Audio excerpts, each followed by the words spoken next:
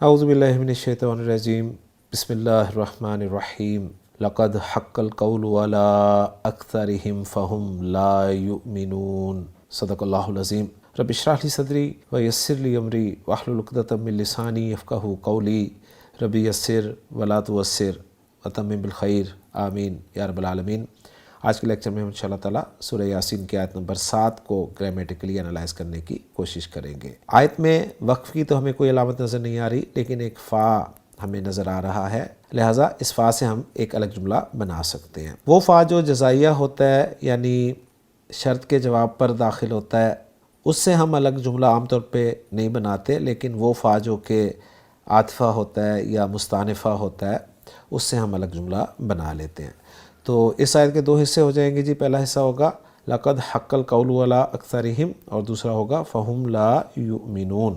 اب جو پہلا حصہ ہے اس کے الفاظ سے بات کریں گے۔ پہلے حصے میں پہلا لفظ لام ہے جو کہ حرف ہے۔ ہم نے پچھلے لیکچر میں لام کے حوالے سے تفصیل سے بات کی تھی، تو یہ والا لام جو ہے اس کے بارے میں دو آ رہے ہیں جی۔ ایک رائے تو یہ ہے کہ یہ لام ابتدا ہے جسے ہم نے لام تاکید بھی کہا ہوا ہے، اور ایک رائے یہ ہے کہ لام قسم ہے۔ عام طور پہ قد کے ساتھ جو لام استعمال ہوتا ہے اس کے بارے میں یہی کہا جاتا ہے کہ وہ لام قسم کہلاتا ہے۔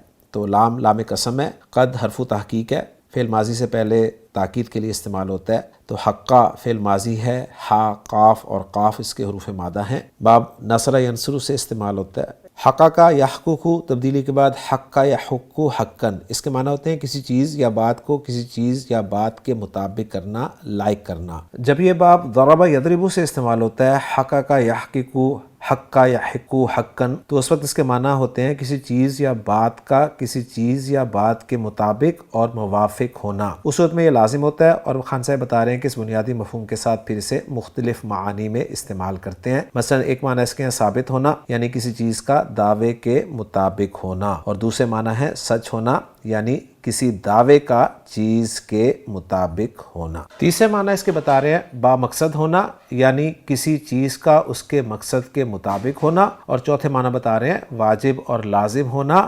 جو چیز ثابت ہو، سچ ہو اور با مقصد ہو اسے لازم ہونا چاہیے۔ تو باب ضرب یضرب سے یہ 4 معنی میں استعمال ہوا ہے، جبکہ باب نصر ینصر سے یہ 1 معنی میں استعمال ہوا ہے۔ تو حقہ فعل ماضی معروف واحد مذکر غائب کا صیغہ ہے۔ القول جو ہے یہ اسم ہے، مرفوع ہے، معرفہ ہے، واحد ہے اور مذکر ہے۔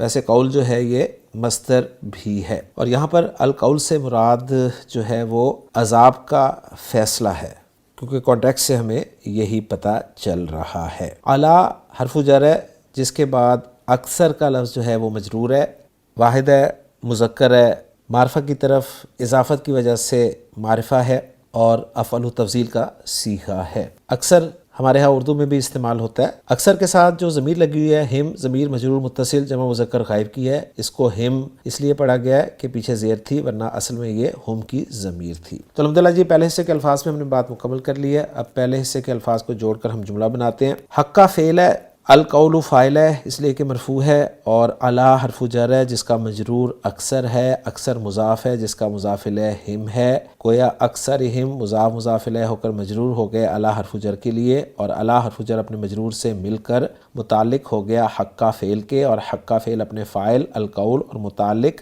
اعلیٰ اکثر ہم سے مل کر جملہ فعلیہ ہو کر جواب قسم بن رہا ہے، ایک قسم مقدر کے لیے۔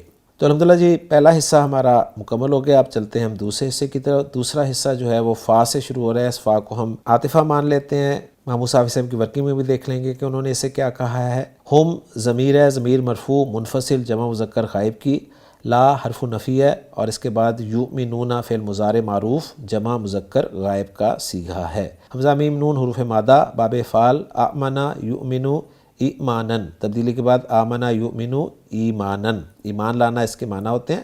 الحمدللہ الفاظ پہ بات مکمل ہو گئی ہے۔ الفاظ کو جوڑ کے جملہ بناتے ہیں۔ ہم مبتدا ہے کیونکہ ضمیر مرفوع منفصل زیادہ تر مبتدا ہی بنتی ہے۔ خبر کی جگہ پر جو ہے ایک جملہ فعلیہ آ رہا ہے جو کہ لا یؤمنون ہے، اور یہ جملہ فعلیہ فعل اور فاعل کا مجموعہ ہے۔ واو ضمیر مرفوع متصل فاعل ہے، اور یوں جملہ فعلیہ محلاً مرفوع خبر بن جائے گا ہم مبتدا کے لیے، اور ہم مبتدا اپنی خبر سے مل کر جملہ اسمیہ بن جائے گا۔ اور یوں یہ جملہ اسمیہ جو ہے اس کو استنافیہ ماننے کی صورت میں ہم جملہ استنافیہ قرار دے دیں گے۔ تو الحمدللہ جی ہماری ورکنگ مکمل ہو گیا ہے۔ محمود صافی صاحب کی ورکنگ کے ساتھ اس کو میچ بھی کر لیتے ہیں، اور اب ہم دیکھتے ہیں اس آیت کا ترجمہ جو کہ عبدالسلام صاحب نے کیا ہے۔ عبدالسلام صاحب اس آیت کا ترجمہ کچھ یوں کر رہے ہیں کہ لقد حق القول علی اکثرہم، بے شک ان کے اکثر پر بات ثابت ہو چکی، فہم لا یؤمنون، سو وہ ایمان نہیں لائیں گے۔ تو الحمدللہ جی آج کے لیکچر میں ہم نے سورہ یاسین کی آیت نمبر 7 کو گرامیٹیکلی انالائز کر لیا ہے۔ انشاءاللہ تعالی اگلے لیکچر میں سورہ یاسین کی اگلی آیت کے ساتھ آپ سے ملاقات ہوگی۔ سبحانک اللہم و بحمدک، اشہد ان لا الہ الا انت، استغفرک و اتوب الیک۔